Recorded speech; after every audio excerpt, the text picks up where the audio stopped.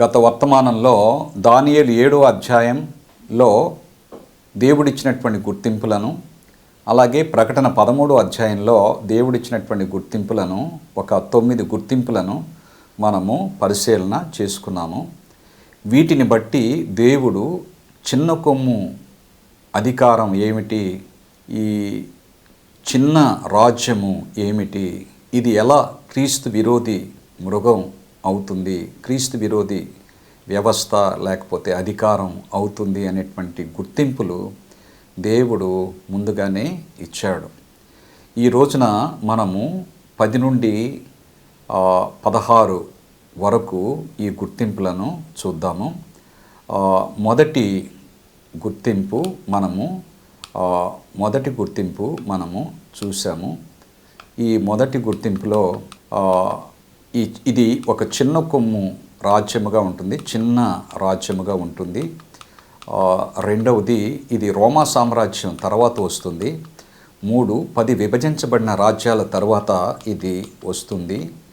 ఆ 10 విభజించబడిన రాజ్యాలు ఏమిటో అనేటువంటిది మనం చూసాము.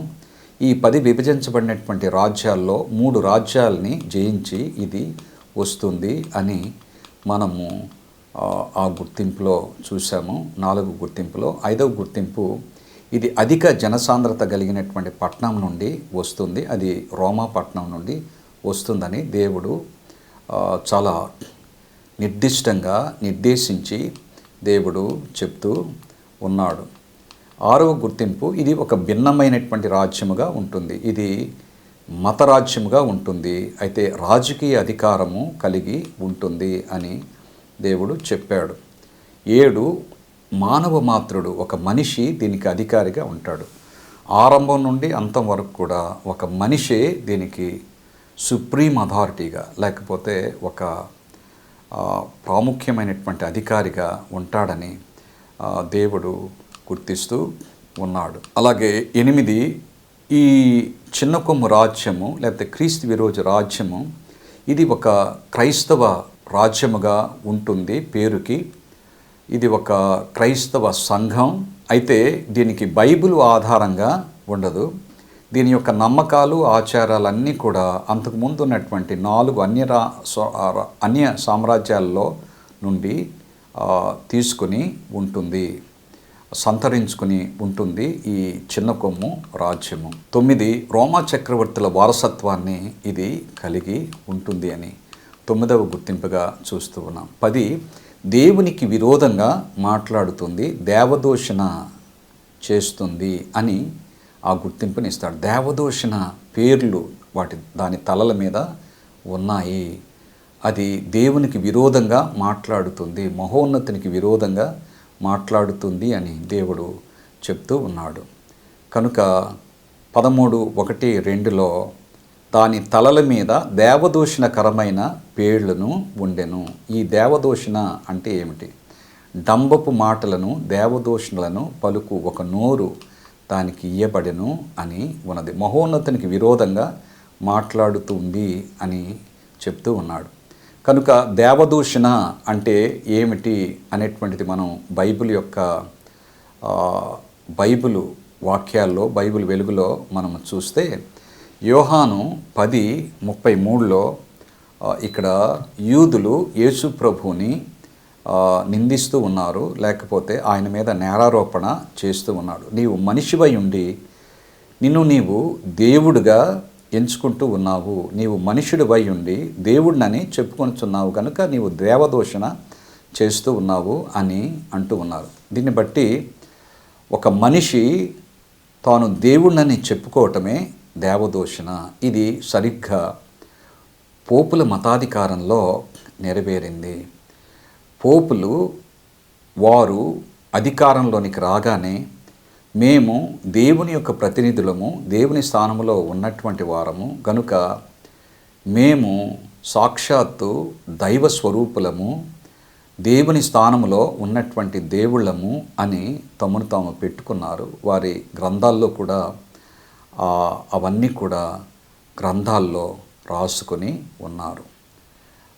పోపుల మత గ్రంథాల్లో, క్యాటకిజమ్స్లో, లేకపోతే రోమన్ కథోలిక్ మతాధికారం యొక్క అధికారిక గ్రంథాల్లో ఆ స్టేట్మెంట్స్ అన్నీ కూడా ఉన్నాయి. కనుక బిబ్లియోకా థియోలజికా అనేటువంటి బిబ్లో యూదిక థియాలజికా అనేటువంటి ఈ గ్రంథంలో ఫెరారిస్ అనేటువంటి ఆయన పోపు మానవ మాతృడు కాదు, ఆయనే దేవుని ప్రతినిధి, ఆయనే సాక్షాత్తు దేవుడు, తాను భూలోకానికే కాదు పరలోకానికి క్రింది లోకానికి కూడా దేవుడు అని ఈ గ్రంథంలో రాశారు.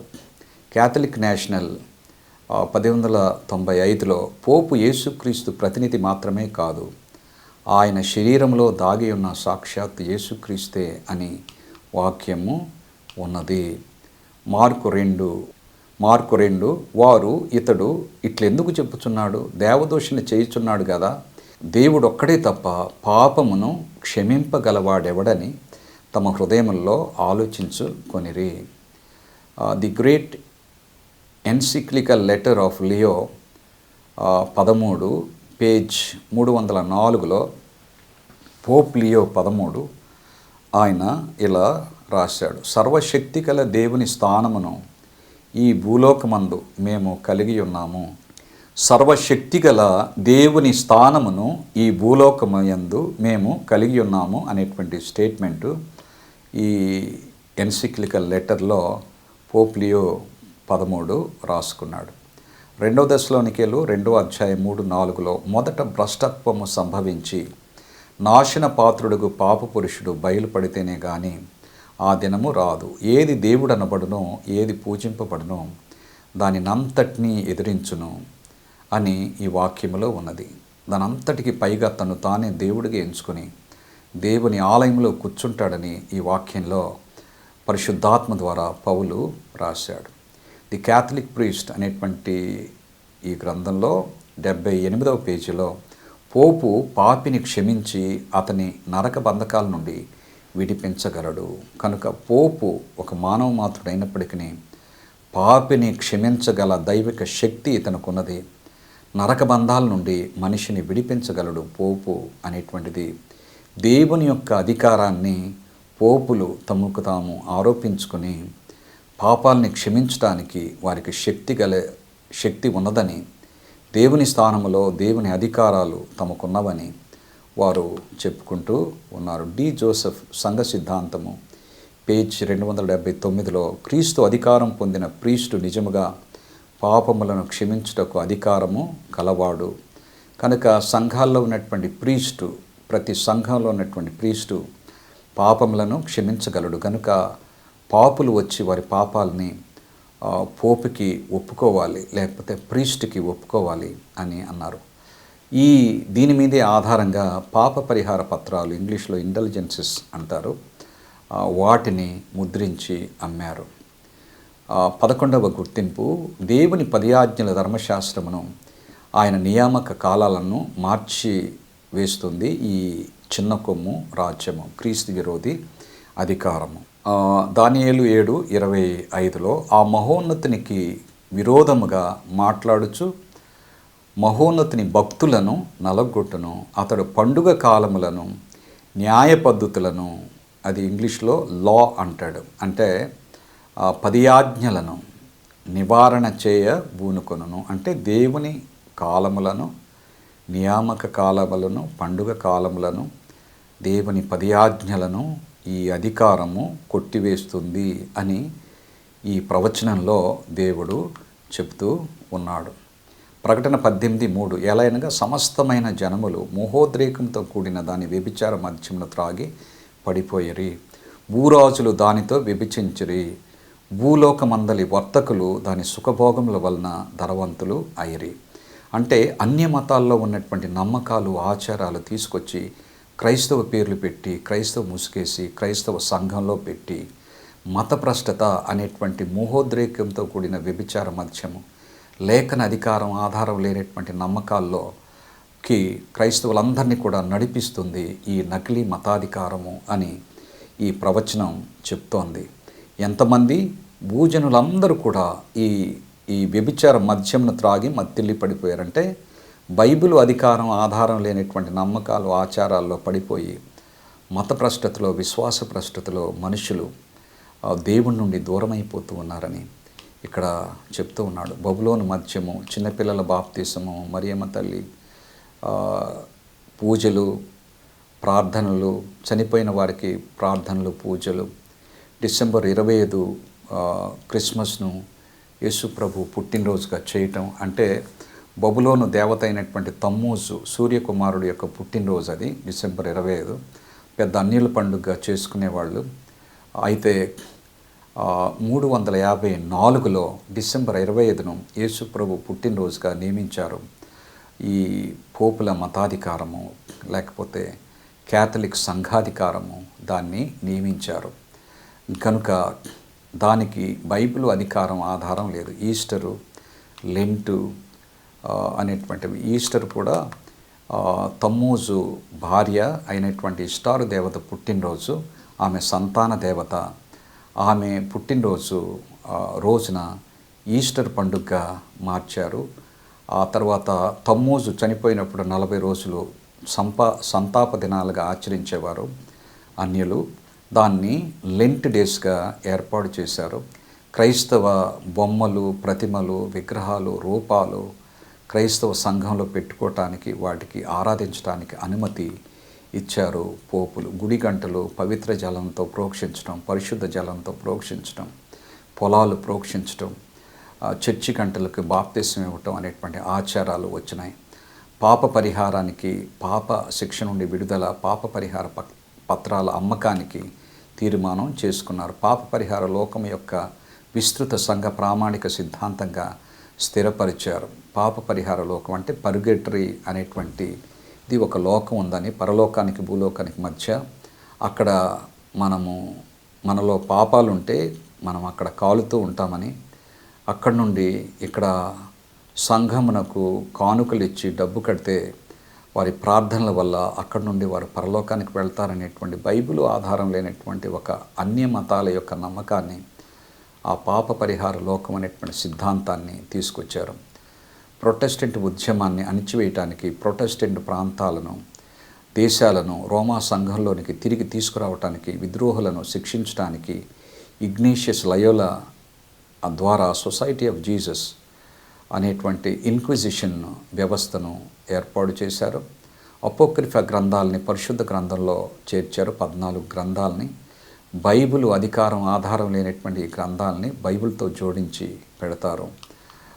పాప క్షమాపణ కోసం ప్రీస్టు చెవిలో పాపాలను ఒప్పుకోవటం అనేటువంటి సిద్ధాంతాన్ని ఏర్పాటు చేశారు. అపరిమితమైన శక్తి ఆధారంగా ప్రీస్టులుకి ఆపాదించడం అనేటువంటిది, పోపులు పాపరహితులు, పరిపూర్ణులు, పరిశుద్ధులు కనుక వారి పాపంలో పొరపాటు పడరు అనేటువంటిది ఇన్ఫాలిబిలిటీ ఆఫ్ పోప్ అనేటువంటి సిద్ధాంతాన్ని ఏర్పాటు చేశారు. పరిణామ సిద్ధాంతాన్ని వారు అంగీకరించారు. 336లో క్రీస్తు శకం 7వ దిన విశ్రాంతి దిన ఆరాధనను, పరిశుద్ధతను మొదటి దినానికి బదిలీ చేశారు. కనుక అప్పటి నుండి సోల్ ఇన్విక్టస్ అనేటువంటి మొదటి రోజు ఆరాధనని ఏర్పాటు చేశారు అన్నట్టుగా మనము చూస్తూ ఉన్నాం. 336లో 7వ దిన విశ్రాంతి దిన ఆరాధనను, పరిశుద్ధతను మొదటి దినమైనటువంటి ఆదివారానికి మార్చినట్లుగా మనము చూస్తాము. కనుక వీటన్నిటినీ కూడా పోపులు మా అధికారము దేవుని కంటే, దేవుని వాక్యం కంటే ఉన్నతమైనటువంటివని, దేవుని 10 ఆజ్ఞల్లో 2వ ఆజ్ఞను, 4వ ఆజ్ఞను కొట్టివేసి వారు మనుషులందరినీ కూడా, మరి క్రైస్తవులందరినీ కూడా ఆజ్ఞాతిక్రమంలోనికి అంటే పాపంలోనికి నడిపించి పాపంలో మిగిలిపోయేలాగా చేస్తూ ఉంది. అపవాది యొక్క జ్ఞానము, యుక్తి, అబద్ధము, మోసము, పోపుల మతాధికారం ద్వారా క్రైస్తవులను పాపంలో మిగిలిపోయేట్టుగా చేస్తూ ఉన్నారు. 336లో 4వ ఆజ్ఞ అతిక్రమంలో వారు 4వ ఆజ్ఞను కొట్టివేసి మొదటి రోజు ఆరాధనని పెట్టినట్లుగా మనము చూస్తాము. 12వ గుర్తింపు దేవుని నిజమైనటువంటి భక్తులను చంపివేయటం. కనుక 538 నుండి 1778 వరకులో ఉన్నటువంటి యథార్థవంతులైనటువంటి క్రైస్తవులను వారు చంపివేసినట్లుగా ఈ ప్రవచనాలు చెప్తూ ఉన్నాయి. జెస్యుయిట్లు అనేటువంటి ఇంక్విజిషన్ అనేటువంటి వ్యవస్థ ద్వారా దాదాపు 10 నుండి 15 కోట్ల మంది యథార్థవంతులైనటువంటి క్రైస్తవులను హతమార్చినట్లుగా, హతసాక్షులుగా చేసినట్లుగా మనము చూస్తాము. దీని గురించి ముందుగానే దేవుడు ఈ గుర్తింపుల్లో చెప్పినట్లుగా మనము చూస్తాము. ఈ అధికారం మొదటిగా అధికారంలోకి వచ్చినప్పుడు 1260 సంవత్సరాలు వారు రాజ్యాధికారాన్ని చేస్తారని దేవుడు ఈ గుర్తింపును ఇస్తూ ఉన్నాడు. కాలములు అర్ధకాలం అంటే 3.5 సంవత్సరాలు. ప్రకటన 13:5లో 42 నెలలు, 3.5 సంవత్సరాలన్నా 42 నెలలన్నా ఒకటే. మరి ప్రకటనలో 265 దినములు. మరి ప్రవచనాన్ని మనం లెక్కించేటప్పుడు యెహెజ్కేలు 4:6లో, మరి సంఖ్యాకాండం 14:34లో ప్రవచనాన్ని లెక్కించేటప్పుడు ఒక దినమును ఒక సంవత్సరంగా లెక్కించాలని ఇక్కడ దేవుడు నిర్దేశించాడు. కనుక 1260 దినాలంటే 1260 సంవత్సరాలు. వీరు అధికారంలోనికి వచ్చి, అంటే ఒక సంవత్సరానికి 360 దినాలు యూదుల యొక్క క్యాలెండర్ ప్రకారంగా, 2 సంవత్సరాలకు 720 దినాలు, అర్ధ సంవత్సరం అంటే 180 దినాలు, మొత్తం 1260 దినాలు. ఒక దినము ఒక సంవత్సరం అంటే 1260 సంవత్సరాలు వీరు అధికారంలో ఉంటారు. అధికారంలో ఉండి ఇవన్నీ కూడా జరిగిస్తారని దేవుడు ముందుగానే ఈ ప్రవచనాల్లో చెప్పాడు. సరిగ్గా దేవుడు చెప్పినట్లే 538లో వీరు అధికారంలోనికి వచ్చారు. 1798 వరకు కొనసాగారు. అప్పుడు పోప్ నెపోలియన్ చక్రవర్తి వీరిని జయిస్తాడు. వారికి రాజ్యాధికారం తీయబడుతుంది. కనుక ప్రవచనం అక్షరాల ఖచ్చితంగా నెరవేరాయి. 1260 సంవత్సరాలు వీరు అధికారంలో ఉంటారు. 14వ గుర్తింపు, ఆ తర్వాత దానికి చావు దెబ్బ తగులుతుంది. ఆ చావు దెబ్బ మానిపోతుంది. మరి ఆ 1260 సంవత్సరాల తర్వాత నెపోలియన్ తన సైన్యాధికారి అయినటువంటి బర్తియర్ని పంపించి ఫిబ్రవరి 10న 1798లో పోపు పయస్ 6ని జయించి ఫ్రాన్స్ దేశాన్ని తీసుకెళ్తాడు. అక్కడ ఆయన జైల్లో చనిపోతాడు. రాజ్యాధికారం అక్కడి నుండి తీసివేయబడుతుంది. అప్పుడున్నటువంటి వార్తాపత్రికలన్నింటిలో పోపుల మతరాజ్యానికి చావు దెబ్బ తగిలింది అనేటువంటి వార్తలు వచ్చాయి. ప్రవచనం అక్షరాల నెరవేరింది. ఆ తర్వాత ఆ చావు దెబ్బ మానిపోతుందని దేవుడు చెప్పాడు. 1929లో ఫిబ్రవరి 11వ తారీఖున అప్పుడు ఉన్నటువంటి ఇటలీ దేశం యొక్క నియంత విక్టర్ ఎమాన్యుయల్ అనేటువంటి ఆయన ప్రతినిధి ముస్సోలిని అనేటువంటి ఆయన్ని పంపించి రోమన్ పోపు యొక్క ప్రతినిధి అయినటువంటి కార్డినల్ గాస్పరి వారిద్దరి యొక్క సంతకాలతో ఒక ఒప్పందం చేశారు. మరలా పోపుకి రాజ్యాధికారము ఇచ్చారు. 109 లేక 110 ఎకరాల రోమన్ పట్టణాన్ని దాన్ని వాటికన్ పట్టణంగా చేసి ఆ రాజ్యాన్ని పోపులకు అప్పగిస్తారు. అప్పుడు ప్రపంచ ప్రజలందరూ కూడా ఆ మృగం వెంట వెళ్ళుచు ఆశ్చర్యపడుచుండిరి. అది చిన్న రాజ్యం అయినప్పటికీ ప్రపంచంలో అత్యంత ప్రభావం కలిగినటువంటి రాజ్యము. కోట్లాది మంది వారిని సపోర్ట్ చేస్తూ ఉన్నారు. ఆ సంఘంలో దాదాపు 150 కోట్ల మంది సభ్యులు ఉన్నారు. ప్రతి దేశంలోనూ వారి యొక్క ప్రాబల్యం అధికంగా ఉన్నది. కనుక లోకమంతా కూడా ఆశ్చర్యపోతూ ఆ మృగం వెంట వెళతారని ప్రవచనం చెప్తోంది. మరి 160 దేశాల నుండి రాయబారులు వాటికన్ పట్టణానికి వెళతారు. వెళ్ళి వారిని సంప్రదిస్తారు. వారి యొక్క అధికారాన్ని బట్టే వారు నడుస్తారు అన్నట్లుగా మనము చూస్తూ ఉన్నాము. కనుక ఇది దానియేలు 7:22లో, దానియేలు 2:44లో, 17:2లో ఈ ప్రవచనాలు నెరవేరుతాయి. కనుక ఇవన్నీ కూడా మనము బైబిల్ అధికారం ఆధారం లేనటువంటి నమ్మకాలు అన్నీ కూడా ఈ పోపుల మతాధికారం ద్వారా వచ్చాయి అని మనము ప్రవచనాలని చరిత్రలో నెరవేర్పును మనము చూస్తూ ఉన్నాము. దాని గుర్తింపు సంఖ్య 666. ఈ క్రీస్తు విరోధి మృగము, చిన్న కొమ్ము, రాజ్యము అనేటువంటి ఈ అపవాది యొక్క ప్రతినిధి, అపవాది యొక్క ఏజెంటు అయినటువంటి ఇది అంచె రోజుల్లో దేవుని యొక్క ప్రజలను, ప్రపంచ ప్రజలను మోసగించి వారిని మతభ్రష్టతలోనికి పడివేస్తుంది, నకిలీ ఆరాధనలోనికి పడివేస్తుంది. వారికి ఒక సంఖ్యను ఇచ్చాడు దేవుడు, అది 666. ప్రకటన 13:18 బుద్ధిగలవాడు మృగం యొక్క సంఖ్యను లెక్కింపనిమ్ము, అది ఒక మనిషిని సంఖ్యే, ఆ సంఖ్య 666. ఇందులో జ్ఞానము కలదు. పోపు పరలోకానికి, ఈ లోకానికి, క్రింది లోకానికి రాజని 3 అంతస్తుల కిరీటాన్ని పెట్టుకుంటాడు.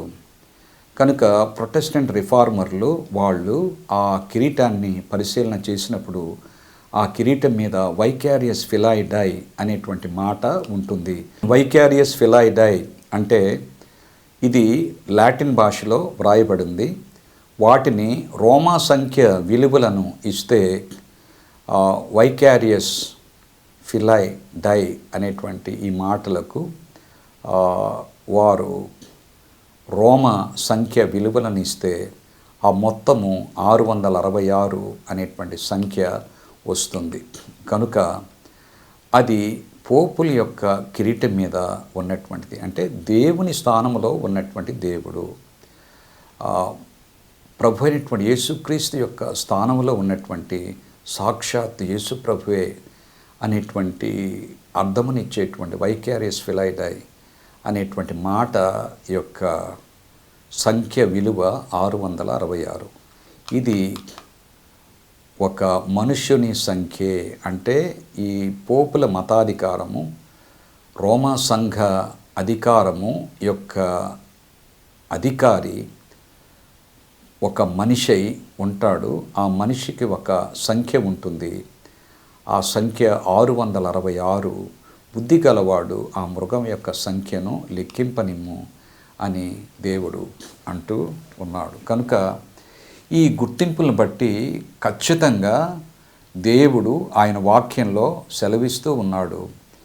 ఈ గుర్తింపులు సరిగ్గా 100% ఖచ్చితంగా రోమా సంఘ మతాధికారానికే వర్తిస్తాయి. ఇక ఈ లోకంలో ఏ వ్యవస్థకు, ఏ మనిషికి, ఏ అధికారికి, ఏ రాజ్యమునకు వర్తించవు అని ప్రొటెస్టెంట్ రిఫార్మర్లు,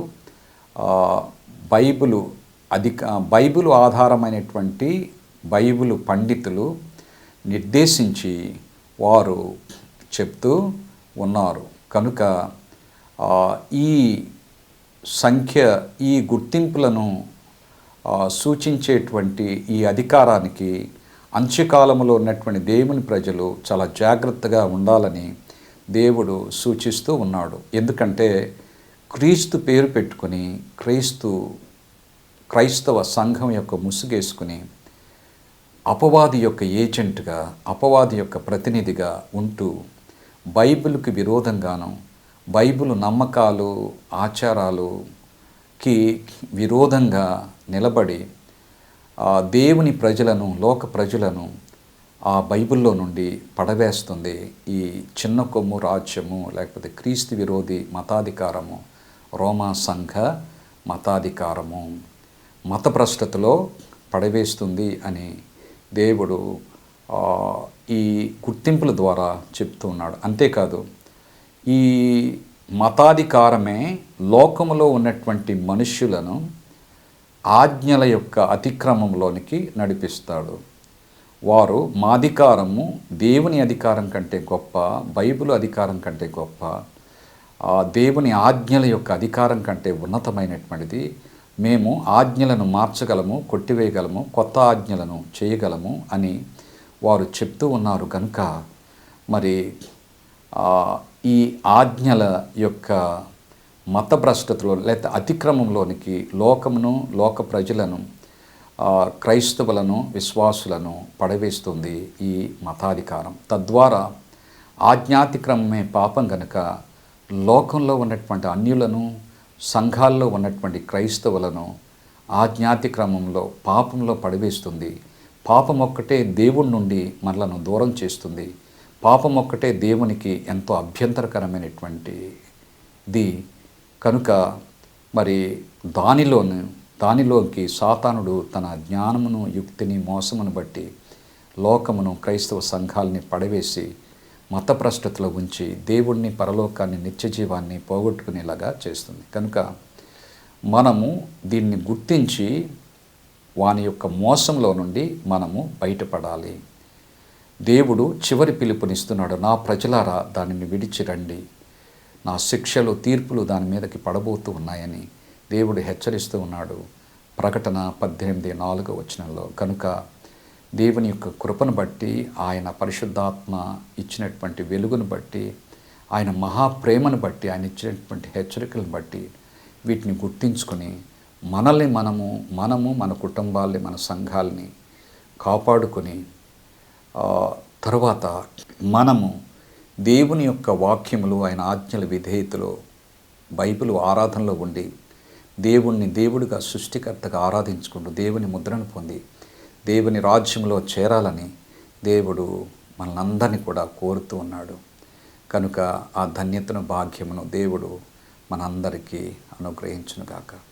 మహోన్నతుడ మా తండ్రి, మీకే వందనాలు నాయన. మీ వాక్యం ద్వారా ఇచ్చినటువంటి ఈ పరిజ్ఞానానికై మీకు వందనాలు చెల్లిస్తూ ఉన్నా. ఈ రోజున మా సహోదరులు, సహోదరీలు వారు తెలియకోకుండా నా ప్రభా మరి అపవాది వారి మనోనేత్రాలకి గుడ్డితనం కలుగు చేస్తూ ఉన్నాడు. కనుక నాయన మీరు మహాప్రేమతో, కృప, కనికరాలతో నాయన మీరు హెచ్చరిక చేస్తూ ఉన్నాడు తండ్రి.